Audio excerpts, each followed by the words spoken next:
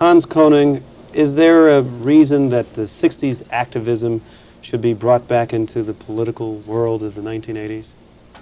Well, more than one reason, yes, at least in my books there is. The main one being that there has been a great rewriting of history in the past 10 years, especially in the Reagan years, and that it seems terribly important for those of us who are old enough to have lived and suffered through it to use whatever they know about it to pass it on, so to speak.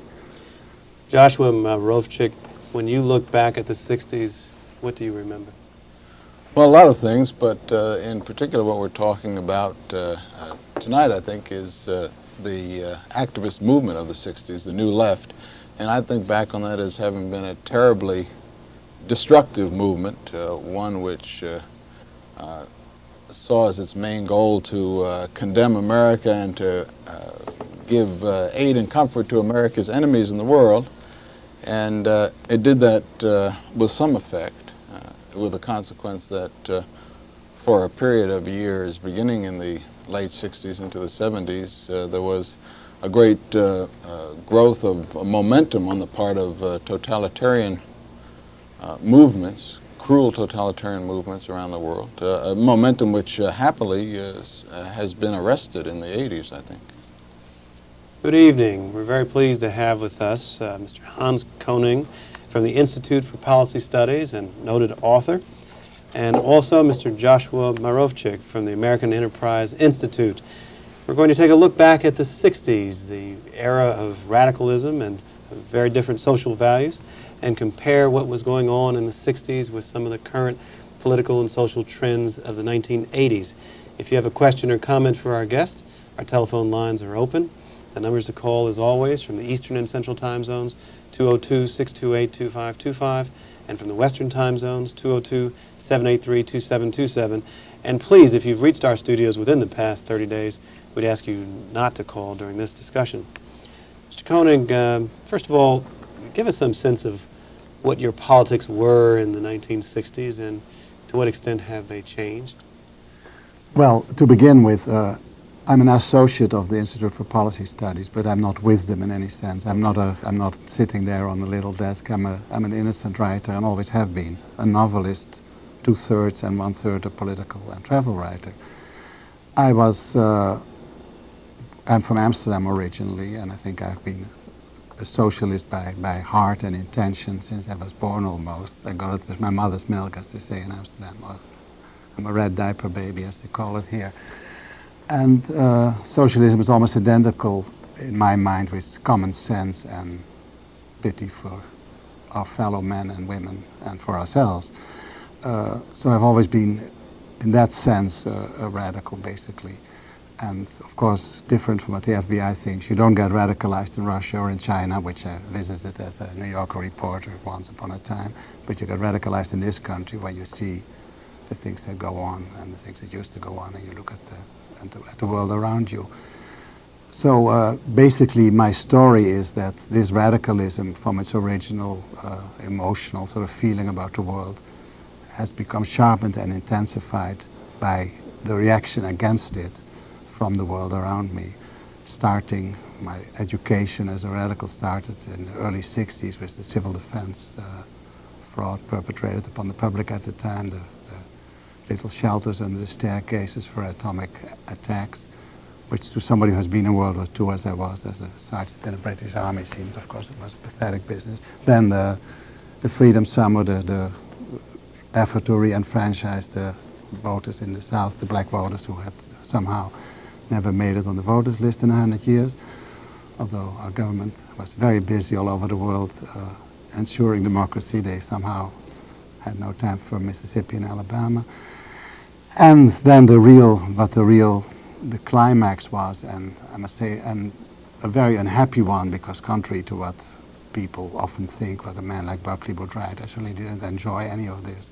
I would much rather have quietly lived at a time where I could have written my own novels and thought about writing, and not read the New York Times every morning and be so knocked out that it obviously was that I realized there was no time to write fiction. Fiction became an indulgence, as anything almost became an indulgence, except working against what was the great event of those 10 years. I think I lost 10 years on it in a sense, which was, of course, the Vietnam War, which was a war America fought against Vietnam, which was not its enemy, which was a little country following its own path. Joshua, let's talk about the Vietnam War for just a moment. Where were you during the Vietnam War protest era? Were you in favor of our presence in Vietnam? Were you protesting against it? Well, I was protesting against it, although I think I was never, even in those days of the 60s when I thought of myself as a radical, a supporter, as I think Mr. Koning, and certainly those he celebrates in his book, were of the communists in Vietnam. It seemed to me then, and it seems to me that all the more so now, that whatever the rights or wrongs of American action in Vietnam, that the communists were themselves a very brutal and evil force, that they were a small group who were determined to impose on the people of Vietnam and of the rest of Indochina their own despotic rule. And they've done that. It strikes me as quite maudlin to hear Mr. Koning here talk about the noble self-sacrifice that he made, giving up 10 years of his life in which he was compelled to read the New York Times instead of writing novels, when one thinks by comparison to the enormous price that was paid by the Indochinese, by the Vietnamese and the Cambodians and the Laotians for his carryings on. That is, just millions of them slaughtered as a result of the imposition of communist rule on those countries. Something that I infer from Mr. Koning's book he regards as a happy development, but certainly there's overwhelming evidence that the peoples of those countries didn't regard it as a happy development. But Josh, before we get into some of those issues, I'm trying to get a clear picture of what your politics were like in the 60s. You were a very different guy then.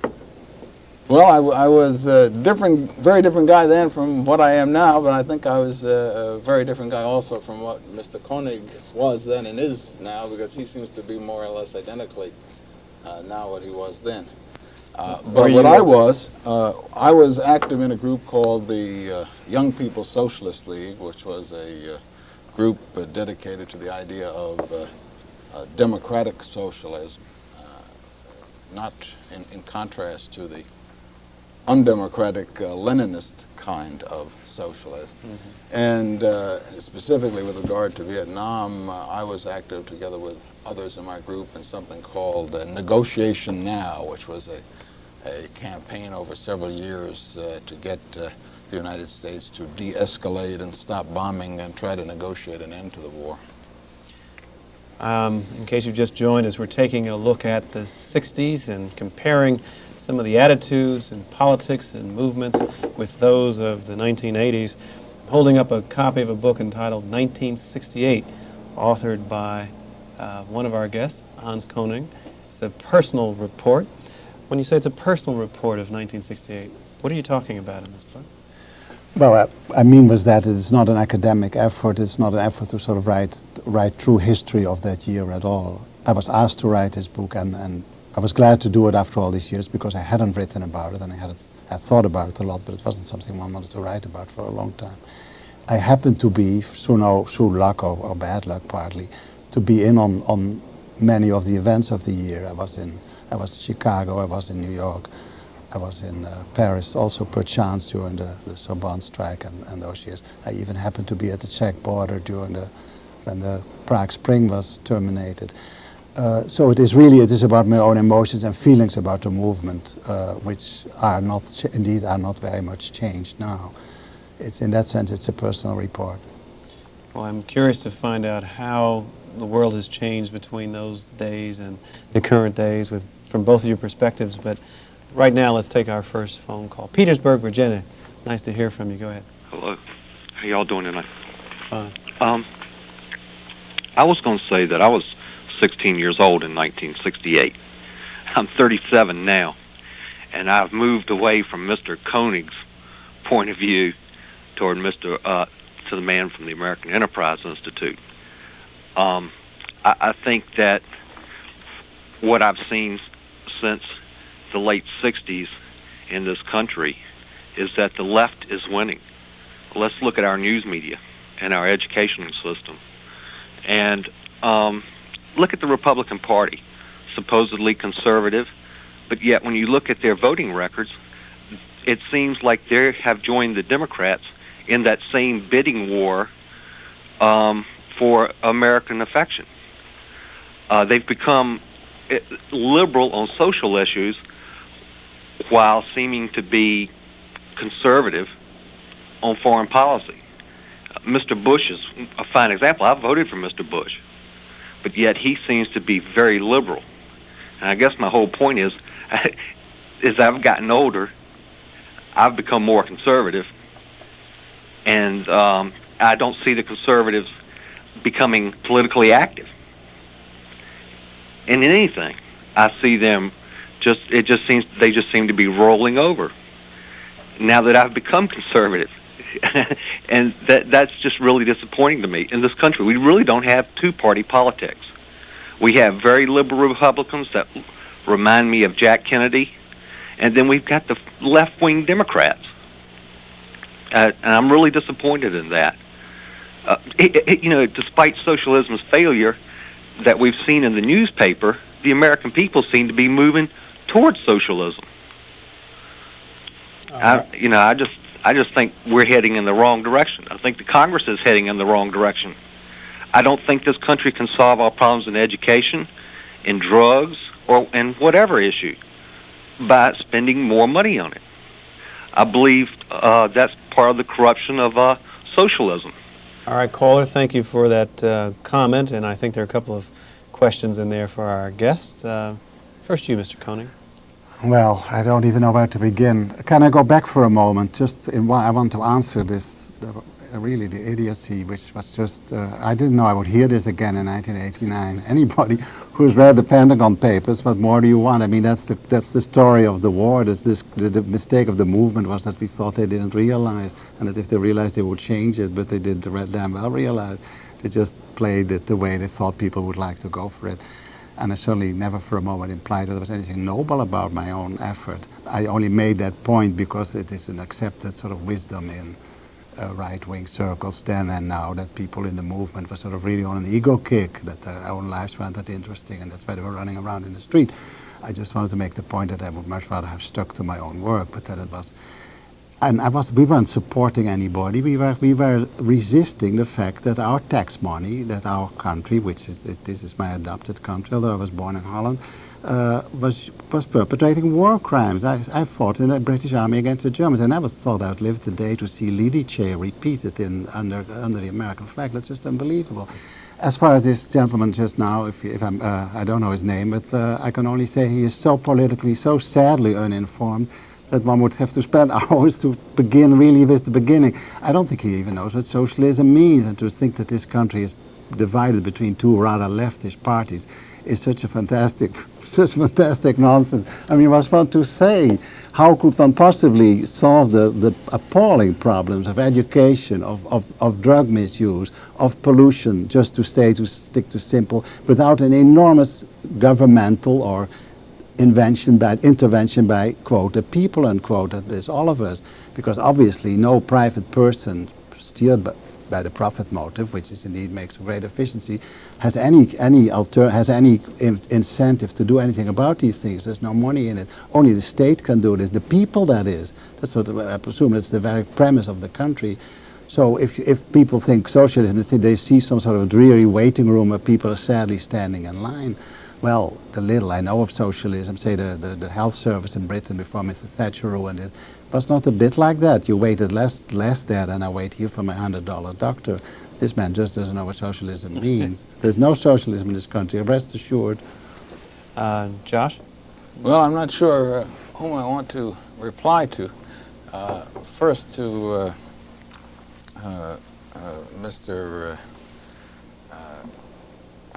Koning. It may have been that whatever may have been about the British medical system under the Labour government, That's not the only kind of socialism in the world, and in fact the kind of socialism that you seem most to identify with is the kind of, and you and your associates at the Institute for Policy Studies and those you referred to in your book, is the socialism of the Soviet Union or Bulgaria or East Germany or North Vietnam or Cambodia or Laos. And that's a socialism not only where the health systems don't work very well, but it's a kind of socialism that's very bad for your health. It's proven very bad for the health of the millions and millions of poor souls who have died at the hands of such regimes. Well, that's just oh, can I interrupt or shouldn't I? That's just hogwash what you're telling. These countries are very poor, but at least they have spread the poverty. I know them much better than you, I'm sure. This is nothing to do with socialism or communism. They have a system where whatever there is divided. People have a free health service. If you know how other countries which don't have as much money as they, I mean, just look at the figures. It's total. I mean, it's simply a matter of looking at the statistics rather than argue here. You can say no, and I say yes, and you say yes, and I say no.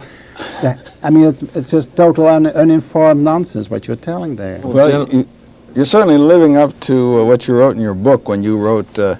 We were self-righteous because we were right. Your whole book is an exercise in self-righteousness. Well, and the whole no, not presentation here is. I'm not self-righteous. Now, I mean, it seems to me to be laughable to say, to speak up in defense of the social systems and the social welfare systems of the communist countries, and then to turn around in the same voice and say, this isn't something we need to argue about. You can just look at the published statistics. Well, the problem, of course, is now some of these governments are telling us themselves, now that they're in a few countries, in the Soviet Union itself under Glasnost and a few others, there's an opening up to reporting in their news media that's not completely dictated by the regime. They themselves are telling us, quite frankly, that the statistics they've provided in all these areas have just been plain lies. Well, gentlemen, let me pause and squeeze in another phone call here. We've got quite a few who are anxious to chat with both of you. New York, you've been standing by. Go ahead. Hello. How are you? Hello. Hans Koning. Koning. Koning. Yes, Dutch name. Well, when you first started writing for the New Yorker and Yes. you wrote your first books, it was Hans Königberg. That's right, but yes, I took off 2 syllables because it was always misspelled and I was always asked if I were German. And I'm of a generation that fought a war against Germany, so I didn't like that. Right. A bit late in life, I changed it. I abbreviated it to Koning. Yeah, well, I started reading you when you were Hans Königsberg. Koningsberg. No, it was always a Dutch name. There's all these N's in it. Never Königsberg. Koningsberger. Yes, that's right. Caller, can we have your question? I left off the burger. Yes, sorry. In the 60s, Yes. Mao's Little Red Book was always read by the young radicals, right? And you started writing about China in, I think, 58, about the Great Leap Forward. No. You're wrong there. Well, then you started writing about the Cultural Revolution, about how we shouldn't be so worried about Mao and the Cultural Revolution. No, that's not me either. I went to China once in '65. I'm very proud of it because I was the first person after Snow to get there from the continental U.S. I wrote a long piece for the New Yorker, which was a book later. It was pure reporting. It was traveling through China, giving impressions of landscapes, people, houses, farms. There was no holding forth, no wisdoms, nothing about Mao, no interviews with politicians, none of that. It was a straightforward New Yorker reporting. And it was a scoop because it was the first, and that was all I've ever written about China. Caller, may we have the rest of your question? Yes. Did Hans Koenig ever write about the Great Leap Forward in 58 and how Mao was okay? And did Hans Koenig ever write about the Cultural Revolution? Did Hans Koenig ever suggest that the crazy Americans with their crazy anti-communism should learn more from the great Mao? That is my question. All right, thanks for the call. It's sort of like have you ever or are you now? The answer to all these questions is no. The Cultural Revolution hadn't come about by the time I was there. All right, thanks for the call. Placentia, California, nice to hear from you. Hello. For the young man there, I would like to say that all he has to do is forget the statistics. just go into any town or city, small or large, even there at the Capitol, and go down in the district where the poor people live, and ask yourself this question: is it going to take some money to help these people? And these pregnant girls who want to work after they have their babies, there's no planning for them or anything. They can't. Instead of paying getting a big program up there in the Senate and House of Representatives and wasting a lot of money and time, what they ought to do is give the neighbors of these and the relatives of these girls money to raise their, to help nurture their children and keep them off the streets and teach them something. And they should do this, and it's going to cost money. And that'll help to get some of the other problems straightened out, because it ends up with the poor. Now, this is a country right now of rich and poor and very, very poor. And I don't know what you call it, what the name of the policy is, but I do believe there'd be a lot more boys here for these girls to be married to and not be pregnant mothers head of house if they quit the CIA stirring up trouble all over the world and sending our young men out, the cream of our crops out, to die. And then we don't have any husbands for these little girls, and the count is about 7-1. And I know it's very funny to you, but you haven't been to that part of town, mister, and I was raised there. Joshua? Well, I'm sorry. The notion that there are unmarried mothers because the CIA has sent all our young men abroad somewhere is quite fantastical, although it might now be included in Mr. Koning's next book, because there's all kinds of fantastical things in that. Well, Josh, maybe I can take this liberty with the last question. Stupid remark. Maybe I can take this liberty because we're talking about the 60s and the differences between the 60s and the 80s. Where were you on social issues like the type of issues that the last caller was raising in the 60s, and what is your feeling about those same issues now? Well, in the 60s I was a socialist, as I said, a democratic socialist. I was active in and then the leader of a group called the Young People's Socialist League, which is sort of the American affiliate together with the Western European social democratic and labor parties. And I believed in a full-scale program of bringing socialism to America, but democratically through the ballot box and through convincing people of the rightness of that. And I believed then that if the democratically elected government oversaw the economy and oversaw investment and redistributed wealth, that it would cure a great many ills. I don't think that was an evil or malign belief, the way I do think that apologetics for communist butchers is evil and malign, but I think it was just plain mistaken.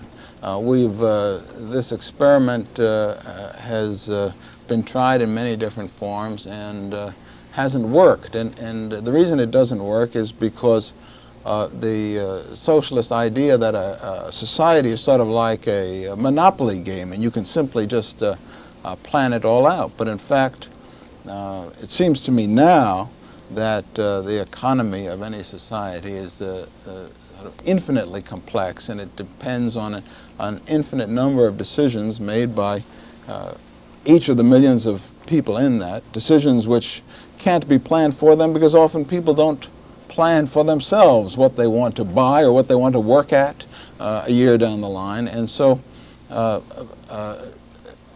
what seems to me abundantly clear now, and I think there's a growing consensus around the world on it, is that private free market economies are just much more efficient than socialist ones, and also much better at raising people out of poverty. We're discussing the politics and social values of the 60s in comparison to those same values in the 1980s. There's still time to get your telephone call in. Our guests are Hans Koning and Joshua Morovchik. We've got a caller standing by in Des Moines. Go ahead. Mr. Koning, I was just reading the New York Times op-ed page yesterday about Francis Fukuyama's book, in which he said that with the decline of fascism and communism, Western liberal democracy has triumphed and mankind has reached its highest wisdom. History has come to an end with the end of history. And I was going to ask for your reaction to that. It seems to me that your book, and I admit I haven't read it, is out of date if history has come to an end. I'll not ask a longer question than that. Thank you. Well, I wish it were true. I think I can't possibly remember the name of the man, but I know whom you're talking about. The idea that history has come to an end in this sense seems very much over-optimistic to me. It reminds me of the 50s when people like Schlesinger and Galbraith said ideology is no longer an issue. It's a terribly egocentric book of this man because if you really look beyond our own horizon at the terrible state the world is in, I mean how we are really struggling to just to keep the earth going, I would say. I mean, it's really much worse than we know. If you know how many people are dying of starvation every year, the idea that we can just sort of lean back now seems fantastically and unfortunately wrong. I mean, the most incredible civil wars and uprisings and miseries are ahead of us unless we really manage to get our act together. So I think, I don't think this book puts me out of date. The thing is, when I talk about socialism, I'm certainly not apologizing or whatever the word was that was used to me, about any sort of dictatorial policies which may have been used. If you look at the history of capitalism, of course, which is 200 years old, you see more corpses by the wayside even than communism has. I mean, just go back to England from 1800 on. It seems a very bloody affair to get an agricultural society into industrialization. That does not mean two wrongs make a right. It's just, it seems terribly important that we finally get away from this beam in our own eye mode and the other people's eye, because we are so incredibly self-satisfied here that the nationalism and the chauvinism, I think, are great dangers. The point of socialism is, of course, sharing. And admittedly, it hasn't worked very well so far because it takes a long time to make human beings change their nature. It's possible. We've changed our nature when we moved from hunters to agricultural people and from agricultural people to mechanical people. But we have to change our tune because there's not enough to go around at this rate. We have to learn to share. And my earlier point was, I know that, say, the medical profession at its best in the U.S., as housing at its best in the U.S. Of course, it's endlessly superior to East Germany or the Soviet Union. But the point is that most of the people do not get things at their best. When you read a New York Times correspondent writing about an appalling living situation in Moscow, he thinks of his own little Central Park West apartment. He has never been north of 96th Street. He doesn't know there are 10 people to a room in West 123rd Street. He doesn't know that there are slums in New York which you do not see anywhere east of what used to be called the Iron Curtain. That's what I was talking about before. I was not apologizing for any suppression of liberties. We've got a caller standing by in New York City. Before we take that call, let me pause very briefly to tell you a little bit about Mr. Hans Koning. As we said at the outset, he's an author and political activist, self-described 1960s radical, noted for his many sharp-edged political novels. Some of his books include An American Romance, published in 1960, A Walk with Love and Death in 1961, Death of a Schoolboy in 74, DeWitt's War, and Acts of Faith. Currently working on his 11th novel, entitled The Iron Age. Born originally in Amsterdam, he was a member of the resistance in World War II. Was awarded the Dutch Resistance Cross.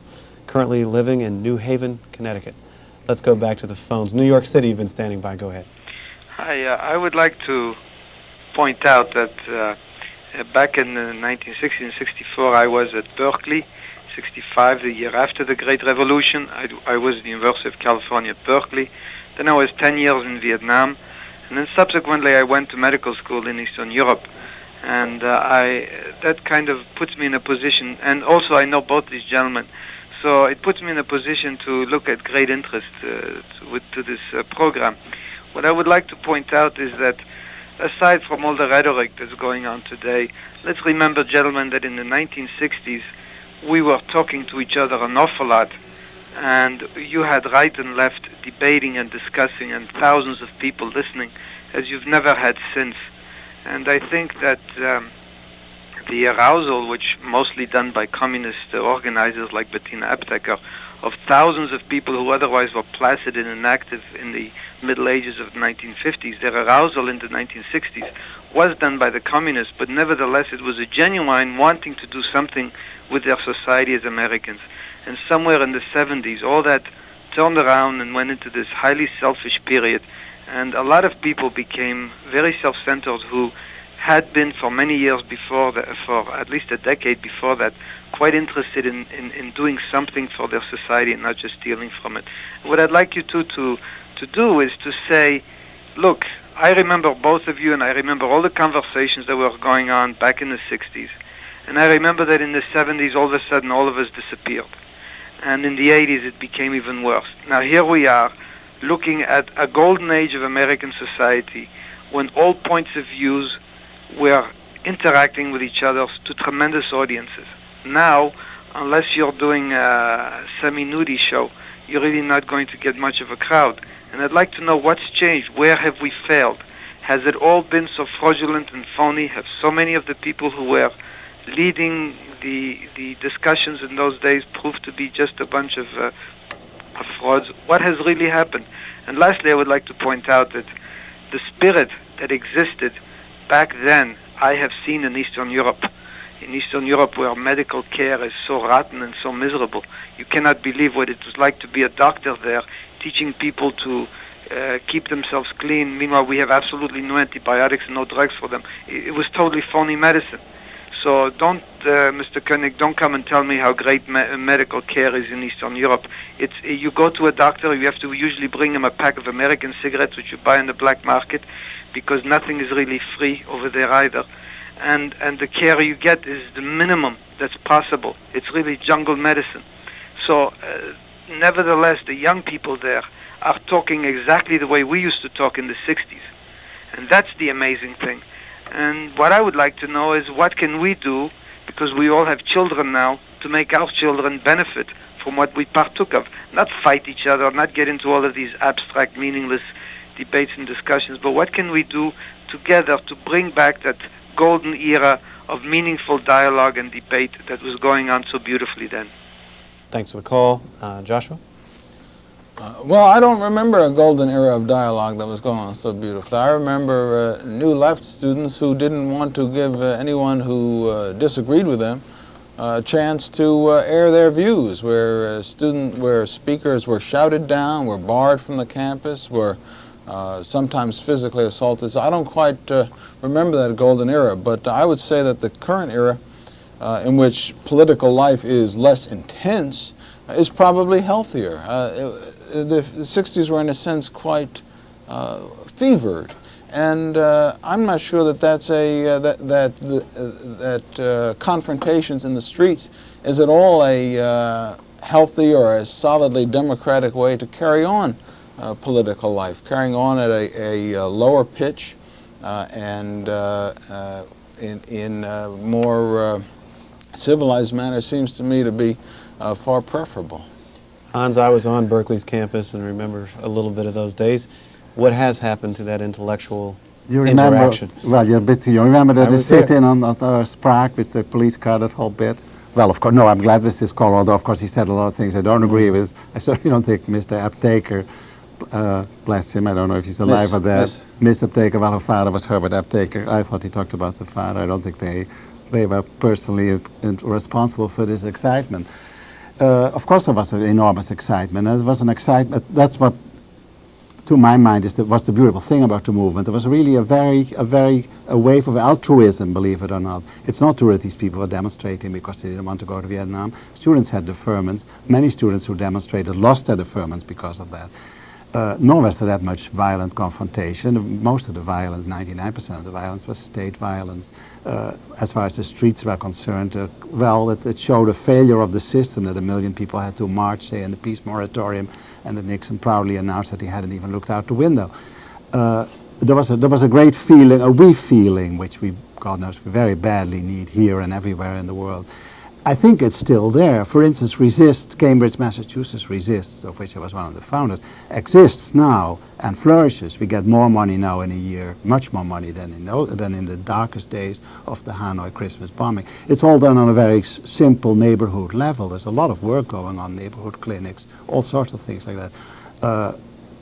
Neighborhood, and also, of course, there's no publicity for it anymore. The New York Times still has its op-ed page, but mostly it is not very different from what you read on the page to the left of it. The movement as such has no voice anymore. Abby Hoffman has killed himself in despair, and that kind of activities wouldn't even get into the paper anyway anymore, I think. It's all much more sophisticated. I think what happens now cannot be typified as civilized. I think we find an enormous apathy. I mean, we are talking proudly of democracy. Half the people don't even vote anymore because they think it's Tweedledum and Tweedledee, as it mostly is, of course. Fernley, Nevada, you're the last caller. Go ahead. Did you say Fernley? Yes. Oh, good. Oh, thank you. Well, greetings. I have some comments and then a question for Mr. Koning. Please make them brief because we're very short on time. It's hard to be respectful to a totalitarian such as Mr. Koning, and I guess I'll have to make the comments brief insofar as I remember. I'm a little older than your other guests, and I remember that we conservatives were against the Vietnam War. Our position was co-opted by the left-wingers and the communists who protested the war there. And in any event, if Mr. Koning is so enamored of socialism, what's he doing in this country, taking advantage of all that it offers him to be a famous author and a rich one, instead of being over in Europe and elsewhere where they have these wonderful socialist governments running things into the ground? Thank you. In other words, why don't you go back where you came from? Well, thank you very much. I'm not taking any advantages. I contribute a lot, and I fought in the war against our enemies. And you don't have to tell me where I belong, Mister whatever your name is. You think you're a very rude person, and you're talking total nonsense. I'm not a totalitarian. I work very hard. I make quite a contribution. Nor am I rich, because the books I write are extremely unpopular. Publishers sigh when they say, "Oh God, another political novel." If I wanted to make money, I would do something very different. We're almost out of time. I want to ask each of you very, very quickly. Do you see any possibility that the feeling of the 60s will come back to American politics? I doubt it, despite Mr. Koning's best efforts. Of course, Mr. Koning, you have every right to be here in America, but the caller asks a good question, which is, you hate this country. In the first 30 pages of your book, you liken America twice to Nazi Germany. You did it on the air tonight. You compared America to the fascists of World War II. The very good question is, hating America as you do, why do you choose to take advantage of the right, which you certainly have, to make this your home? Why not one of those sordid little police state paradises which you're so enamored of? You're a bad reader, man. I don't hate America. I'm writing against the American government. But you liken American government to the Nazi government, and you liken America to Nazi Germany. No, I like that. Oh, hold it. I compared certain actions of Vietnam to certain actions of Nazi Germany, yes. That doesn't make us Nazis. I'm in the majority here, I assure you. Gentlemen, the people in Washington, led by Mr. Nixon and Mr. Agnew, who belongs in jail, are not typical for America. I'm afraid that's all the time we have. We're out of time. We could go on for many more hours. Thanks for your phone calls, and please join us for our next discussion. Thanks again. Thank you.